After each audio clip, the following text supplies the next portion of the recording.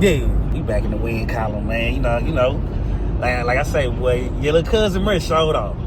Oh man, I just backed up off of him a little bit. You know what I'm saying? Because I was trying last week. I'm seeing the openings because the team was putting a lot more pressure. So I'm like, man, pass the ball, move the ball, come here, go.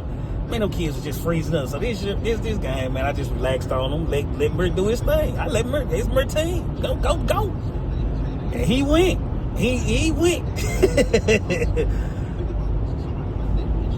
That's what you got to do. Sometimes you got to let the horse out the stable. He got the glare and the flounder just like his daddy, man. I'm talking about he running down the court with his arm up, wrist still up. He flexing. He going to the cup on him, going up strong. He flexed on the dude like, man, I'm too strong for you.